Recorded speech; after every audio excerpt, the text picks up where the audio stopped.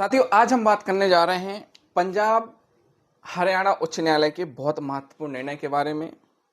आज हम आपको पीसी एक्ट की धारा 7, 13(1)(d) और 13(2) में 15 नवंबर 2017 को जो निर्णय हुआ है जीत सिंह बनाम सीबीआई, जिसमें आपराधिक अपील संख्या S535 SB 2004 है, में अभियुक्त को बरी किया गया, यानी अपील स्वीकार की गई है।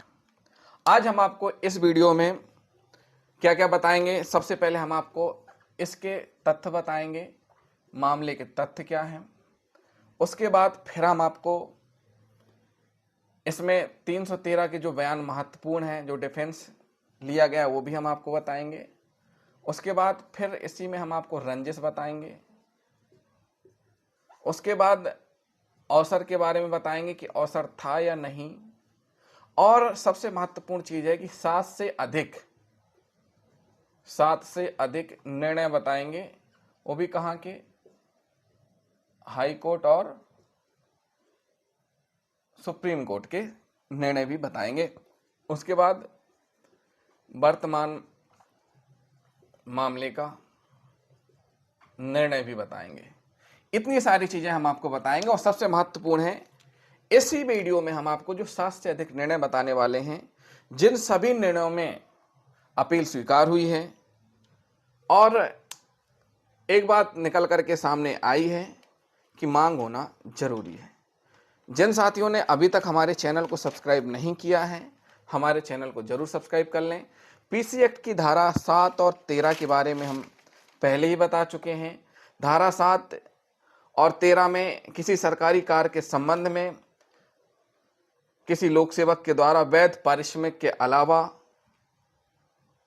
जो भी परितोषण लिया जाता है, या लोक सेवक द्वारा आपराधिक कदाचार या अवैध तरीके से अपने लिए या किसी अन्य के लिए कोई मूल्यवान वस्तु या कोई अन्य वस्तु या अधिक लाभ प्राप्त किया जाता है, तो वह अपराध है।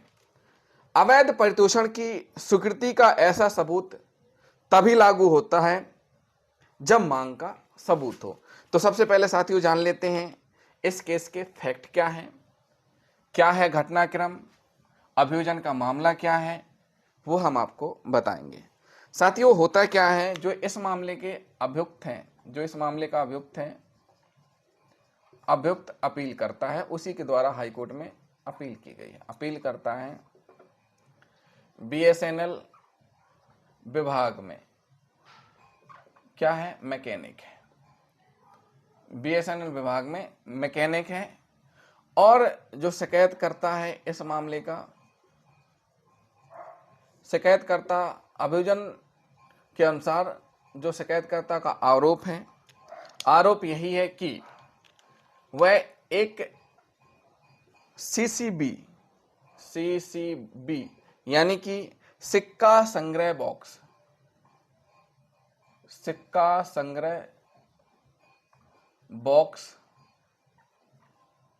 लगवाना चाहता है, जिसको पीसीओ भी बोलते हैं। क्या बोलते हैं? पहले के समय में जब वो सिस्टम चलता था कि कॉइन डालो और बात कर लो, तो उसी के संबंध में शिकायतकर्ता ने बीएसएनएल विभाग में आवेदन किया था। और जब आवेदन किया गया था तो इसी विभाग के, बीएसएनएल विभाग के एक जीटीओ ने कहा शिकायतकर्ता से कि वह अभियुक्त से संपर्क करे। जब शिकायतकर्ता ने अभियुक्त से संपर्क किया, किससे? शिकायतकर्ता ने अभियुक्त से संपर्क किया, तब अभियुक्त के द्वारा 500 रुपए के अवैध परितोषण की मांग की गई। उसके बाद शिकायतकर्ता ने अपने दोस्त को सारी बात बताई। जब अपने दोस्त को घटना के बारे में बताया, फिर उसके बाद शिकायतकर्ता को उसके दोस्त ने सतर्कता विभाग में शिकायत करने को कहा गया। तब फिर शिकायतकर्ता और दोस्त दोनों सीबीआई यानी सतर्कता विभाग पहुंचे और 6/10 2000 को शिकायत की गई। शिकायत करने के बाद शिकायतकर्ता और उसके दोस्त के बयान हुए। फिर यहां पर सीबीआई ने एफआईआर दर्ज की। एफआईआर दर्ज करने के बाद जाल बिछाया गया। क्या किया गया? जाल बिछाया गया, यानी जो भी कार्रवाई होती है वो कंप्लीट की गई। कार्रवाई कंप्लीट होने के बाद फिर जो अपीलकर्ता अभियुक्त हैं उसको रंगे हाथ पकड़ने के लिए ट्रैप टीम बीएसएनएल ऑफिस के लिए रवाना हुई। साथियों, ये बीएसएनएल ऑफिस है। बीएसएनएल ऑफिस है तो शिकायतकर्ता छाया साक्षी ऑफिस के अंदर गए। बाकी टीम नजरी लगाओ के साथ खड़ी हो गई। जब शिकायतकर्ता बीएसएनएल के अंदर गया, कहां? बीएसएनएल के अंदर गया, तो पता चला कि जो अपीलकर्ता अभियुक्त थे, यानी जिसको रुपए देने के लिए आए थे, वह वहां पर नहीं मिला। क्या हुआ? नहीं मिला। उसके बाद शिकायतकर्ता ने संपर्क किया तो वह फिर कार्यालय आया। जब कार्यालय आया तो शिकायतकर्ता उसे एक कोने में ले गया और साथ में कौन था? छाया साक्षी भी था। जब कोने में ले गया और कोने में जाकर के 500 रुपए दिए और अभियुक्त ने गिने नोट और उसके बाद क्या किए? जेब में रख लिए, पैंट की जेब में रख लिए। कहां? पैंट की जेब में रख लिए। और फिर शिकायतकर्ता ने क्या किया? इशारा किया। शिकायतकर्ता ने जो भी निर्धारित था वो इशारा किया। जब शिकायतकर्ता ने इशारा किया तो जो टीम थी जो नजरी लगाव किए हुए बैठी थी वो सीधे अभियुक्त को क्या करती है? अभियुक्त को कब्जे में लेती है और एक टेबल में बिठा लेती है। जैसे ही अभियुक्त को टेबल में बिठाया जाता है तो अभियुक्त के द्वारा जो रुपए हैं दूषित रुपए हैं उनको क्या किया जाता है? मेज में रख दिया जाता है। क्या कर दिया जाता है? मेज की दराज में रख दिया जाता है। मेज की दराज में रख दिया जाता है। इतना होने के बाद फिर हाथ धुलाए जाते हैं। दोनों हाथों को धुलाया गया, रंग गुलाबी हुआ। उसके बाद जो पैंट था, पैंट की जेब धुलाई गई, उसका भी रंग क्या हुआ? गुलाबी हुआ। जब्ती की कार्रवाई की गई, सीलबंद किया गया। जो भी वैधानिक कार्रवाई है वहां पर कंप्लीट किया गया। अभियुक्त को गिरफ्तार किया गया। क्या किया गया? गिरफ्तार किया गया। गिरफ्तार करने के बाद कोर्ट में पेश किया गया और फिर सीबीआई ने इन्वेस्टिगेशन किया। इन्वेस्टिगेशन के दौरान ड्यूरिंग इन्वेस्टिगेशन अभियोजन स्वीकृति प्राप्त की गई और अभियोजन स्वीकृति प्राप्त होने के बाद फिर एफआर क्या किया गया? कोर्ट में पेश किया गया। यानी फाइनल रिपोर्ट कहां पेश की गई? कोर्ट में पेश की गई। साथियों, जब फाइनल रिपोर्ट कोर्ट में प्रस्तुत की गई तो वहां पर अभियोजन पक्ष के द्वारा बयान करवाए गए और अभियुक्त ने 313 सीआरपीसी में अपने बयान प्रस्तुत दिए, वो भी हम आपको बताएंगे। एफआर कोर्ट में पेश, सुनवाई हुई। जो अभियोजन पक्ष हैं उनके गवाह हुए, यानी शिकायतकर्ता जो भी है उनके गवाह हुए और फिर अभियुक्त के बयान हुए। 313 सीआरपीसी के। तो जो 313 सीआरपीसी के अभियुक्त के बयान हैं वो बहुत महत्वपूर्ण है, वही हम आपको बताएंगे। तो साथियों, जिन साथियों को लगता है कि ये नोट करना चाहिए, नोट कर सकते हैं। तो 313 सीआरपीसी अभियुक्त के बयान। अभियुक्त के बयान में सबसे पहले अभियुक्त ने कहा कि वह निर्दोष है, उसे झूठा फंसाया गया है। वह क्या है? निर्दोष है, उसे झूठा फंसाया गया है। ठीक। दूसरा तर्क कहा कि उसके पास शिकायतकर्ता से अवैध रिश्वत, यानी शिकायतकर्ता से अवैध रिश्वत मांगने, रिश्वत मांगने और स्वीकार करने, मांगने और स्वीकार करने, मांगने और स्वीकार करने का अवसर नहीं था। क्या नहीं था? अवसर नहीं था। देखिए यहां महत्वपूर्ण बात क्या है, क्या नहीं था? अवसर नहीं था। अवसर का मतलब उसके पास उसका कार्य नहीं था कि वह कर सकता। उसके बाद अब अवसर क्यों नहीं था वो भी हम आपको बता देते हैं।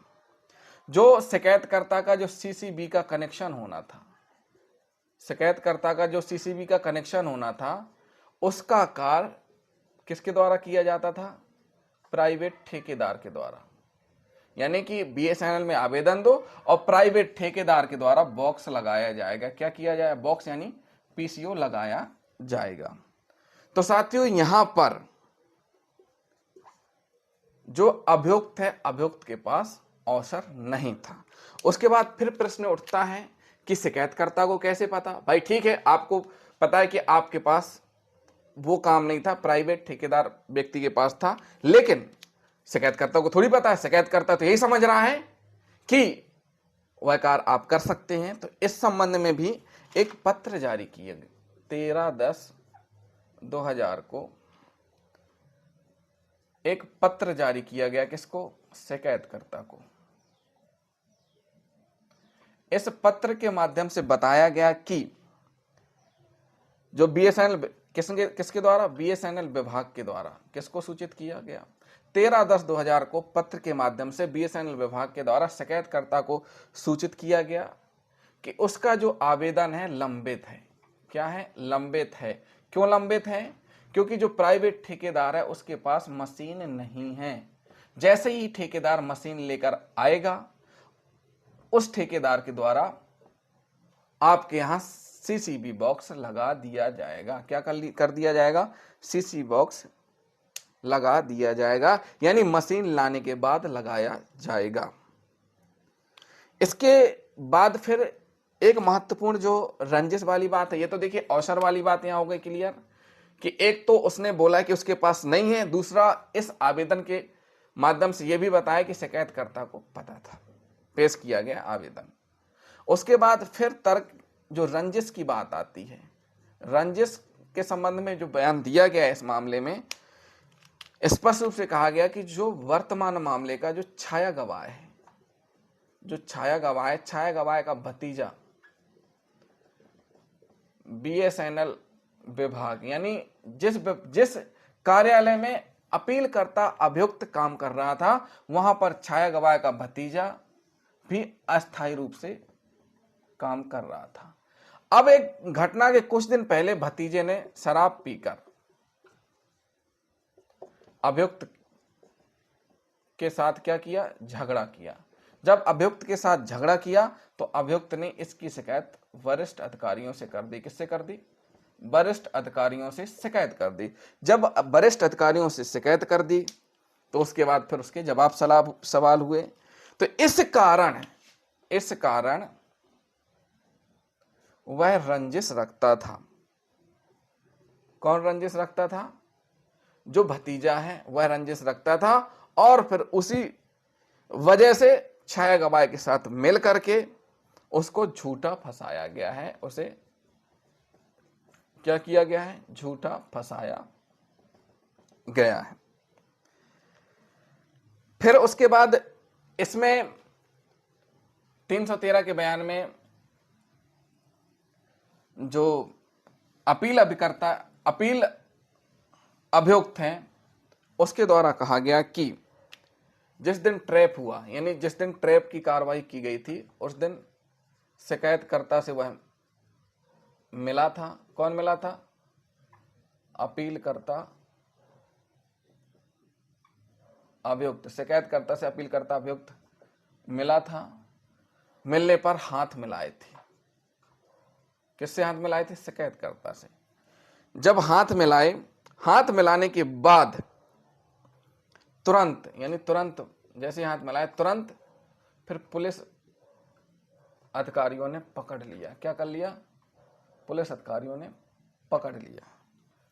और उसे गिरफ्तार कर लिया और सीबीआई दफ्तर ले गए। क्या किया? सीबीआई दफ्तर ले गए और फिर इस संबंध में ही जो बातें अपीलकर्ता अभियुक्त के द्वारा 313 में बोली गई उस संबंध में बचाव साक्ष्य भी पेश किए गए। क्या किए गए? पेश किए गए। क्या किए गए? बचाव साक्ष्य भी पेश किए गए। अब साथियों, जब विचारण न्यायालय ने सब कुछ सुन लिया, जहां पर ट्रायल चल रहा था, ट्रायल कोर्ट ने दोनों पक्षों को सुना और यहां पर अपीलकर्ता अभियुक्त को सजा सुनाई। जब अपीलकर्ता अभियुक्त को सजा सुनाई गई तो उसके बाद फिर अपीलकर्ता अभियुक्त ने हाई कोर्ट में क्या की? अपील की। Punjab and Haryana high court में अपील प्रस्तुत की। जब Punjab and Haryana high court में अपील प्रस्तुत की गई तो वहां पर फिर अपीलकर्ता अभियुक्त के विद्वान अधिवक्ता ने अपने तर्क प्रस्तुत किए। क्या क्या तर्क प्रस्तुत किए गए हैं वो हम आपको एक एक करके बताएंगे। तो साथियों, इस मामले में जो तर्क प्रस्तुत किए गए हैं, कहां? पंजाब हरियाणा उच्च न्यायालय में। पहला तर्क यही कि ट्रायल कोर्ट ने इस मुद्दे पर निर्धारण के लिए कोई बिंदु नहीं बनाया कि क्या अपीलकर्ता को अभियोजन की मंजूरी कानूनी और वैध थी। इस मामले में दी गई मंजूरी एक प्रकार से प्रतिबिंबित नहीं, मतलब विवेक का उपयोग नहीं किया गया है। एफआईआर में वर्णित तथ्यों का क्या किया गया? पुनरुत्पादन किया गया है। डिवीजन मैनेजर ने पहली चीज अभियोजन स्वीकृति को चैलेंज किया कि अभियोजन स्वीकृति जो दी गई थी वह वैध नहीं थी। उसके बाद डिवीजन मैनेजर ने अभियोजन की मंजूरी दी थी। अभियोजन की मंजूरी किसने दी थी? डिवीजन मैनेजर ने मंजूरी दी थी और उसने कहा था कि जो डिवीजन मैनेजर, उसने कहा था कि आवासीय इलाके में सीसीबी कनेक्शन स्थापित नहीं किया जा सकता। जो आवासीय इलाका है वहां पर सीसीबी का कनेक्शन स्थापित नहीं किया जा सकता। और साथ ही साथ कोई स्वतंत्र जांच अभियोजन स्वीकृति देने से पहले नहीं की गई। यानी स्वतंत्र जांच अभियोजन स्वीकृति देने से पहले नहीं की गई, विवेक का उपयोग नहीं किया गया। इस प्रकार से तर्क प्रस्तुत किया गया। उसके बाद फिर दूसरा तर्क जो प्रस्तुत किया गया, पहला तो अभियोजन स्वीकृति से संबंधित हो गया। दूसरा तर्क प्रस्तुत किया गया कि जो शिकायत करता है, जो शिकायत करता है, शिकायतकर्ता ने कहा, क्या कहा? कि अपीलकर्ता को उसकी मांग के बिना ही दूषित नोट सौंप दिए। मतलब जो शिकायत करता है उसने अपने स्टेटमेंट में कहा कि जो अभियुक्त अपील करता है, जो अभियुक्त है, अभियुक्त अपील करता है, उसको उसकी मांग के बिना ही दूषित नोट क्या कर दिए गए? सौंप दिए गए। इसका मतलब क्या हुआ कि जब अपीलकर्ता से शिकायतकर्ता मिला, जो शिकायत करता है अभियुक्त से मिला, जो इस मामले में अपील करता है उससे मिला, तो शिकायतकर्ता ने अभियुक्त के बिना मांगे ही उसको दूषित नोट सौंप दिए थे। क्या कर दिए थे? दूषित नोट सौंप दिए थे। इस संबंध में तर्क यह भी प्रस्तुत किया कि दूषित नोट अपीलकर्ता के पास रखे गए थे और उसे झूठा फंसाया गया। जो दूषित नोट हैं, अपीलकर्ता जो अभियुक्त हैं उसके पास रखे गए थे और उसे झूठा फंसाया गया। क्या किया गया? झूठा फंसाया गया है। उसके बाद फिर यह तीसरा तर्क दिया गया कि पीसीओ शिकायतकर्ता के नाम पर आवंटित नहीं था। देखिए, जो ये पीसीओ यानी जो सीसीबी बॉक्स है, पीसीओ जो पीसीओ है, ये अभियुक्त जो है इस मामले का, अभियुक्त अपीलकर्ता, शिकायतकर्ता ने तो पीसीओ के लिए आवेदन किया था, तो यहां पीसीओ यानी सीसीबी बॉक्स का जो कार था अभियुक्त अपीलकर्ता के नाम पर आवंटित नहीं था। मतलब कि जो मैकेनिक है इस मामले का अभियुक्त, उसको ये सीसीबी बॉक्स लगाने का कार्य आवंटित नहीं किया गया था। जब पीसीओ अपीलकर्ता के नाम में आवंटित नहीं किया गया था, तो उसके पास सीसीबी कनेक्शन लगाने की मांग करने का कोई कारण नहीं है। जब यह आवंटन ही नहीं किया गया है, तो वह फिर सीसीबी बॉक्स लगाने के बदले अवैध प्रदूषण की मांग नहीं कर सकता। क्या नहीं कर सकता? मांग नहीं कर सकता, कोई कारण ही नहीं है। इसके बाद फिर चौथा तर्क दिया गया कि रिश्वत के नोट सौंपे जाने के समय, जब रिश्वत के नोट शिकायतकर्ता ए ने अभियुक्त बी को सौंपे, तब छाया गवाह इन दोनों से 15 फीट दूरी पर था। कितना था? 15 फीट की दूरी पर था, जो काफी दूरी है और छाया गवाह के लिए सुनना संभव नहीं है। सुनना संभव नहीं है कि जो छाया गवाह है उसने सुना हो, सुनना संभव नहीं था। शिकायतकर्ता अपील के साथ क्या बात कर रहा है? मतलब जो छाया गवाह है 15 फीट दूरी में था इन दोनों से, तो ऐसी स्थिति में शिकायतकर्ता अभियुक्त के बीच क्या बातचीत हो रही है वह सुनने में संभव नहीं था, क्योंकि वो 15 फीट दूरी में बैठा था, खड़ा था, जो भी परिस्थितियां थी 15 फीट दूरी में था, और छाया गवाह जो है सुनना उसके लिए संभव नहीं था। उसके बाद फिर अगला तर्क जो है वो भी हम आपको बताते हैं।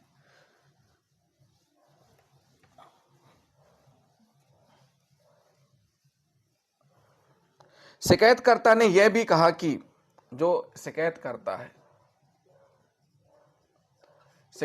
ने यह भी कहा कि उन्होंने छाया गवाह को कोई संकेत नहीं दिया।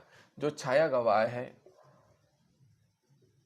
उसको कोई संकेत नहीं दिया, जो इशारा करते हैं उसके मामले में शिकायतकर्ता ने कहा कि छाया गवाह को कोई संकेत नहीं किया। और जो बयान में यह विरोधाभास दर्शाता है, देखिए शिकायतकर्ता ने यह भी कहा कि उन्होंने छाया गवाह को कोई संकेत नहीं दिया, जो कि बयान में यह विरोधाभास दर्शाता है कि शिकायतकर्ता और छाया गवाह की जो बयान है वो विश्वसनीयता नहीं है। यानी देखिए शिकायतकर्ता ने कहा कि संकेत नहीं दिया छाया गवाह को, इन दोनों के बयान हुए, इन दोनों के बयानों में कंट्राडिक्शन है, इसलिए तर्क प्रस्तुत ये किया गया कि इनके जो बयान है इनमें विश्वास ना किया जाए। उसके बाद अगला तर्क प्रस्तुत किया गया कि अपीलकर्ता टेलीफोन मैकेनिक के पद पर तैनात था। जो अपील करता है क्या था? मैकेनिक के पद पर था, मैकेनिक के पद पर था, जिसका काम यांत्रिक दोषों को ठीक करना है। यानी जो भी दोष आते हैं, जो भी मशीन है, मशीन में अगर कोई खराबी आ रही है उसके दोषों को ठीक करना है, ना कि सीसीबी लगाना। उसका काम लगाने का नहीं था। इसकी स्थापना का जो काम है वह ठेकेदार को सौंपा गया था। कौन कर रहा था? ठेकेदार कर रहा था। इसका जो लगाने का काम कौन कर रहा था? ठेकेदार कर रहा था। उसके बाद जो बीएसएनएल के उपमंडल, बीएसएनएल के उपमंडल के भी बयान हुए हैं।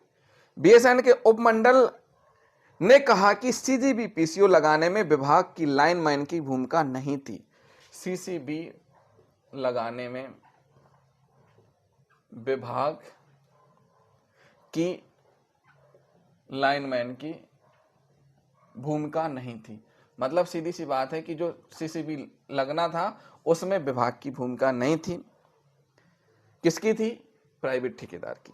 अपीलकर्ता को अधिक से अधिक, जो अपीलकर्ता, जो इस मामले का अगला तर्क दिया गया, जो अपील करता है, अभियुक्त है, वह अधिक से अधिक सीसीबी बॉक्स, जो सीसीबी बॉक्स है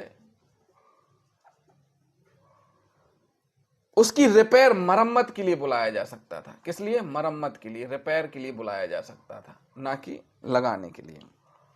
उसके बाद तर्क प्रस्तुत किया गया कि जो छाया गवाह है, यह भी तर्क प्रस्तुत किया गया कि जो छाया गवाह है, छाया गवाह ने अपने बयान में बताया, क्या बताया? छाया गवाह ने स्वयं अपने बयान में बताया कि उसका भतीजा बीएसएनएल में वहीं काम करता है जहां अभियुक्त काम करता है। कहां काम करता है? जहां अभियुक्त काम करता है। और अभियुक्त और भतीजे के बीच जो संबंध है दोस्ताना है, मतलब फ्रेंड है, अच्छे से जानते हैं एक दूसरे को। ट्रेप के दिन, जिस दिन ट्रेप हुई है, उस दिन छाया साक्षी के भतीजे को साथ में लेकर स्कूटर से गया था। यानी जिस दिन ट्रेप हुआ उस दिन भी अभियुक्तकर्ता के साथ, अभियुक्तकर्ता अपीलकर्ता के साथ छाया साक्षी का भतीजा स्कूटर में गया था। उपरोक्त सभी तथ्य बताते हैं कि अपीलकर्ता को इस मामले में झूठा फंसाया गया। तो इतने जो तर्क हैं वो प्रस्तुत किए गए कि जो अपीलकर्ता अभियुक्त है उसको क्या किया गया है? झूठा फंसाया गया है। क्या किया गया है? झूठा फंसाया गया है। रिश्वत के पैसे की मांग और मांगे जाने पर अपीलकर्ता को सौंपने के मूल तत्वों को उचित रूप से साबित नहीं किया गया है। एक जो महत्वपूर्ण बात इसमें लास्ट में कही है, यही कही है कि जो रिश्वत के पैसे की मांग और मांगे जाने पर अपीलकर्ता को सौंपने, अपीलकर्ता अभियुक्त को सौंपने, अपीलकर्ता अभियुक्त को सौंपने के मूल तत्व को उचित रूप से साबित नहीं किया गया है। मूल तत्व को उचित रूप से साबित नहीं किया गया है। क्यों?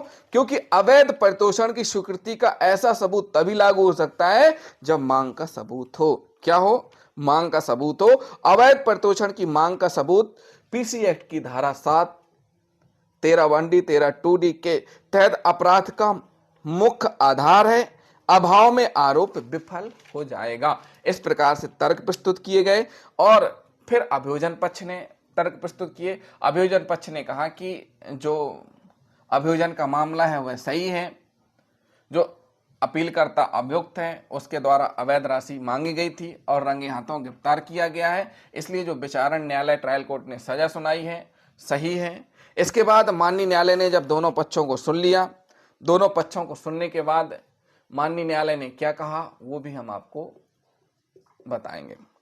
साथियों, माननीय न्यायालय ने शिकायतकर्ता और छाया गवाह के जो बयान हैं, शिकायतकर्ता और छाया गवाह ने अपने बयान में यह नहीं कहा कि अपीलकर्ता के मांगे जाने पर 500 रुपए दिए गए। यानी कि माननीय न्यायालय ने कहा कि जो इस मामले का शिकायतकर्ता है और छाया गवाह है, इन दोनों ने यह नहीं कहा कि मांगे जाने पर, क्या किए जाने पर? मांगे जाने पर 500 रुपए दिए गए। यानी जब अपीलकर्ता अभियुक्त ने 500 रुपए मांगे तो मांगे जाने पर दिए गए। इस संबंध में एक जजमेंट है। माननीय न्यायालय ने कहा है कि पंजाब राज्य बनाम मदन मोहन लाल वर्मा के पैरा नंबर 7 में स्पष्ट रूप से कहा है इस मामले में कि जब तक कि रिश्वत के भुगतान को साबित करने, जब तक रिश्वत के भुगतान को साबित करने या यह दिखाने के लिए सबूत न हो कि पैसा स्वेच्छा से रिश्वत के रूप में लिया गया, स्वेच्छा से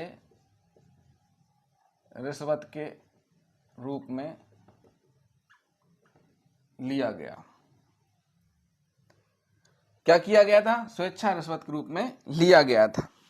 अवैध रिश्वत के रूप में राशि की मांग और स्वीकृति के संबंध में किसी भी सबूत की अनुपस्थिति में आरोपी द्वारा राशि को केवल प्राप्त करना अपराध को पुष्ट करने के लिए पर्याप्त नहीं है। इसमें स्पष्ट कहा गया, पंजाब राज्य बनाम मदन मोहन लाल वर्मा में स्पष्ट रूप से कहा गया है कि जब तक राशि की मांग और स्वीकृति के संबंध में किसी भी सबूत की अनुपस्थिति है, यानी मांग और स्वीकृति होना जरूरी है, और मांग और स्वीकृति की अनुपस्थिति में क्या है? मांग और स्वीकृति जब उपस्थित ना हो, अनुपस्थिति में आरोपी द्वारा राशि को केवल प्राप्त करने पर उसके अपराध की पुष्टि नहीं करता। यानी कि केवल राशि प्राप्त करना अपराध को पुष्ट करने के लिए पर्याप्त नहीं है, पर्याप्त नहीं माना गया है, यानी कि मांग होना जरूरी है। उसके बाद एक दूसरा जजमेंट है, वो भी हम आपको बता देते हैं। ये हमने आपको एक बता दिया, जो साइटेशन है, जो जजमेंट में उल्लेखित किया गया है। दूसरा है, ये एक हो गया। नंबर दूसरा है कृष्णचंद बनाम दिल्ली राज। कृष्ण चंद बनाम दिल्ली राज 2016 3SCC 108। साथियों, इसमें क्या निर्णय हुआ है वो भी हम आपको बताते हैं। अभियुक्त ने दागी हुई रकम जमीन पर फेंकी थी। देखिए, इसमें क्या कहा गया कि जो अभियुक्त है इस मामले में, किस मामले में? कृष्णचंद बनाम दिल्ली राज में अभियुक्त ने जो दागी यानी दूषित जो रिश्वत राशि थी, दागी हुई रकम जमीन में फेंकी। कहां? जमीन में फेंकी।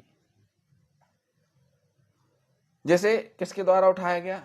छाया गवाह ने उठा लिया। किसने उठा लिया? छाया गवाह ने उठा लिया।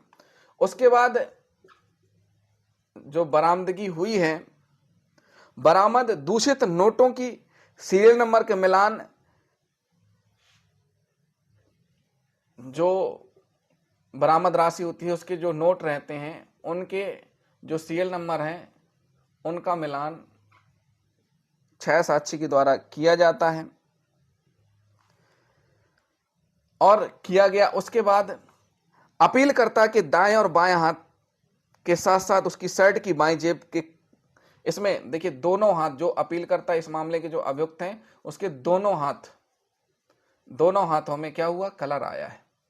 दोनों हाथों में तो कलर आया ही है, साथ में बाईं जेब में शर्ट की जो शर्ट है, शर्ट की बाईं जेब में भी धुलने पर कलर आया है, गुलाबी हो गया। गिरफ्तार किया गया। शिकायतकर्ता से रिश्वत के पैसे की मांग नहीं की गई थी। इस मामले में भी जो शिकायतकर्ता है उससे पैसे की मांग नहीं की गई थी। क्या नहीं की गई थी? पैसे की मांग नहीं की गई थी। रिश्वत की पैसे की मांग पीसी एक्ट की धारा, साथियों इसमें स्पष्ट रूप से कहा कि मांग अनिवार्य है। जो पीसी एक्ट की धारा 7 है, 13(1)(d) और 13(2) में, पीसी एक्ट की धारा 7 में रिश्वत की मांग अनिवार्य है। इसमें भी कृष्णचंद बनाम दिल्ली राज में भी कहा कि रिश्वत की मांग क्या है? बहुत अनिवार्य है। उसके बाद माननीय न्यायालय ने एक तीसरा जजमेंट उल्लेखित किया है, वो भी हम आपको इसी में बताएंगे।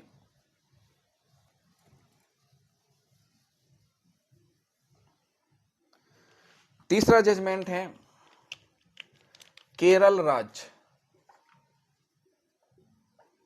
राज्य तथा अन्य बनाम सीपी राव।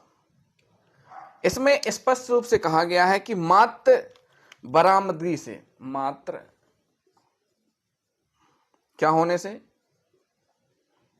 बरामदगी यानी रिश्वत राशि मिलने से ही आरोपी के विरुद्ध अपराध आरोप सिद्ध नहीं हो जाते। जो आरोपी है उसके विरुद्ध क्या नहीं हो जाते? आरोप सिद्ध नहीं हो जाते। क्या नहीं हो जाते? आरोप सिद्ध नहीं हो जाते हैं।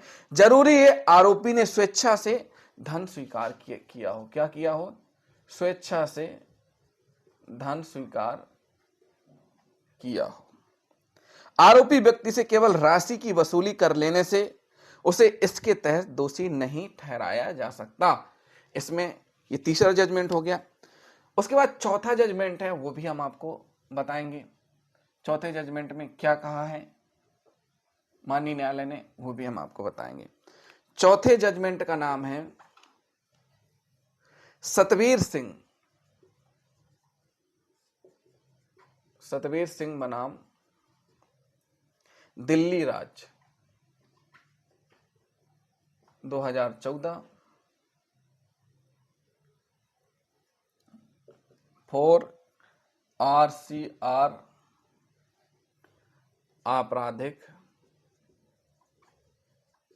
40। अभियुक्त द्वारा अवैध परितोषण की राशि की मांग और स्वीकृति अपराध गठित करने के लिए पूर्व शर्त है। क्या शर्त जरूरी है? कि अवैध परितोषण, जो भी अवैध परितोषण है, अवैध परितोषण की जो राशि है उसके लिए जरूरी क्या है? मांग और स्वीकृति। मांग और स्वीकृति जरूरी है। क्यों? क्योंकि यही दोनों अपराध गठित क्या करते हैं? अपराध गठित करते हैं। यानी अपराध गठित करने के लिए पूर्व शर्त जरूरी है और इसमें अपील स्वीकार हुई है और आरोपी को बरी किया गया है। उसके बाद अगला जो जजमेंट है वो भी हम आपको बता देते हैं। साथियों, इस प्रकार ये जो साइटेशन, ये जो जजमेंट है, ये बहुत महत्वपूर्ण है। इस केस में उपयोग में लाए गए हैं। अगला है राकेश कपूर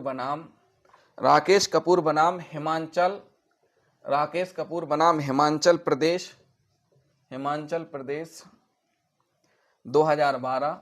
कब का है? 2012 13 SCC 552। इसमें शिकायतकर्ता ने आरोप लगाया है कि, अब ये वाला जो राकेश कपूर वाला है ये बहुत महत्वपूर्ण है। इसको एक बार आप लोग देख भी सकते हैं, पूरा नोट भी कर सकते हैं। इसमें जो शिकायतकर्ता ने आरोप लगाया, क्या आरोप लगाया? शिकायतकर्ता ने आरोप लगाया कि उससे मोबाइल फोन पर रिश्वत की मांग की गई। क्या की गई? मोबाइल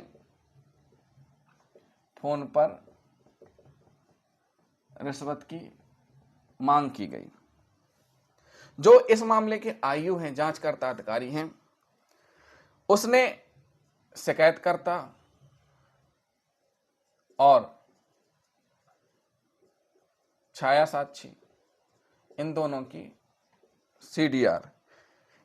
सीडीआर को एफआईआर में शामिल नहीं किया, यानी केस में ली ही नहीं, जिसमें आरोप था कि मोबाइल फोन से रिश्वत राशि की मांग की गई। तो शिकायतकर्ता और छाया साक्षी, उनकी सीडीआर नहीं ली गई थी, जिन्होंने कहा है कि उन्होंने शिकायतकर्ता को यह कहते हुए सुना था। जो शिकायतकर्ता और छाया साक्षी हैं, दोनों ने सुना था। क्या सुना था? कि वह पैसे लेकर आया। साथियों, इसमें जो महत्वपूर्ण चीज देखिए, शिकायतकर्ता हुआ, छाया साक्षी, दोनों की सीडीआर नहीं लगाई गई। क्यों? क्योंकि भाई इसमें उन्होंने शिकायतकर्ता को यह कहते हुए सुना था कि वह पैसे लेकर आया है। माननीय सुप्रीम कोर्ट ने पाया कि मांग और स्वीकृति विधिवत साबित नहीं हुई है। क्या नहीं हुई है? मांग और स्वीकृति विधिवत साबित नहीं हुई है। क्यों? क्योंकि सीडीआर उसमें शामिल नहीं की गई। उसके बाद जो बहुत महत्वपूर्ण जजमेंट है वो है कुलदीप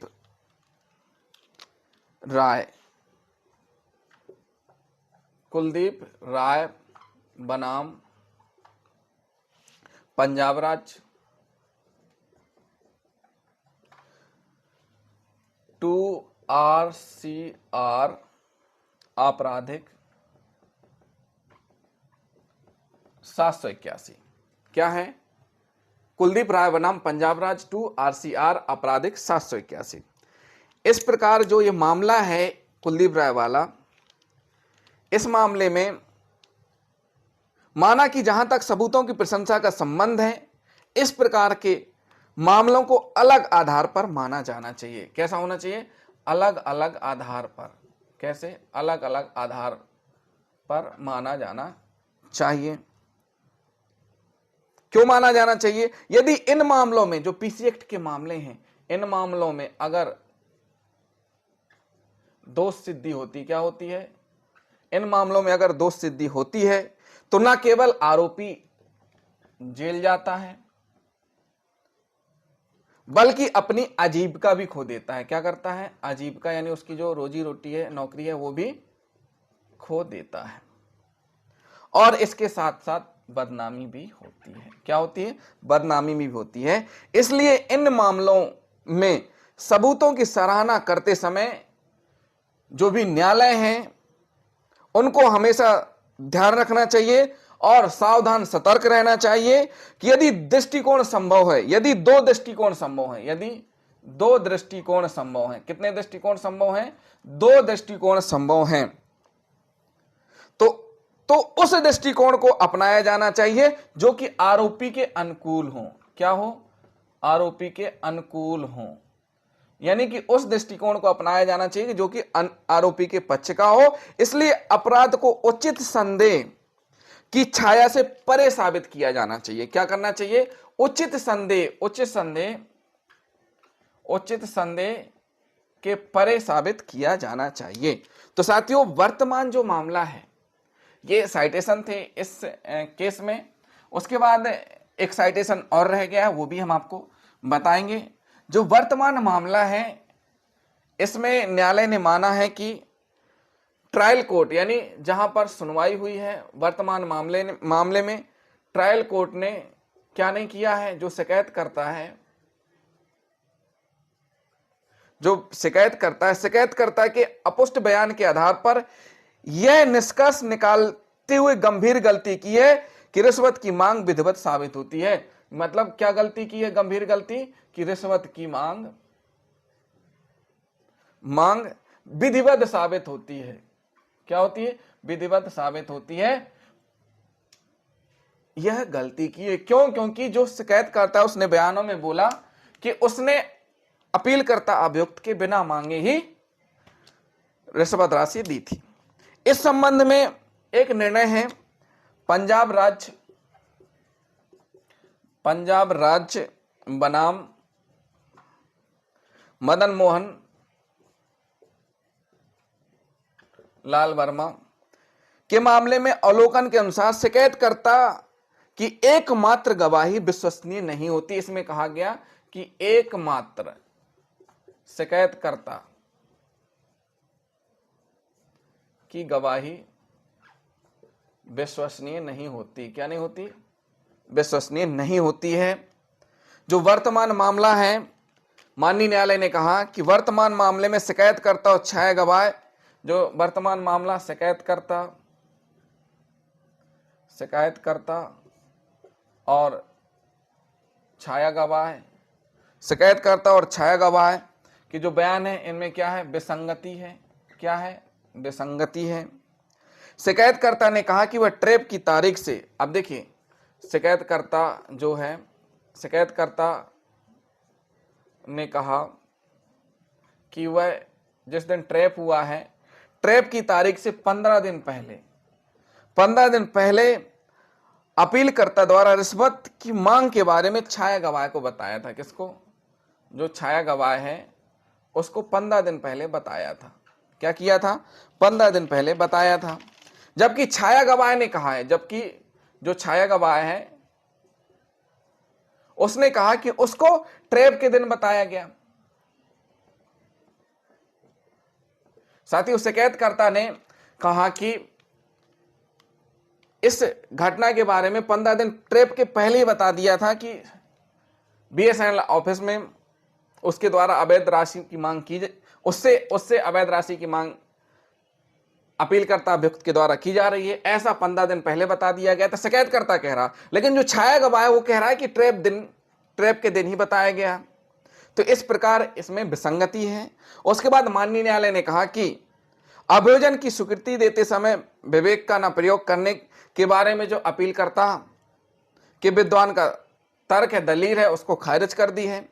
और माननीय न्यायालय ने कहा कि अभियोजन पक्ष पीसी एक्ट की धारा 7(13) 1D 13(2) के तहत दंडनीय अपराध के तत्वों को साबित करने में पूरी तरह विफल रहा है। जो तथ्य होते हैं उनको साबित करने में अभियोजन क्या रहा है, पूरी तरह विफल रहा है। इसलिए अपील स्वीकार हुई। क्या हुई? अपील स्वीकार की गई और बरी किया गया। तो साथियों, ये था बहुत महत्वपूर्ण निर्णय पंजाब और हरियाणा उच्च न्यायालय का जो हमने आपको बताया। जिन साथियों ने अभी तक हमारे चैनल को सब्सक्राइब नहीं किया है, हमारे चैनल को जरूर सब्सक्राइब कर लें और वीडियो को लाइक शेयर कमेंट करना ना भूलें। थैंक यू साथियों।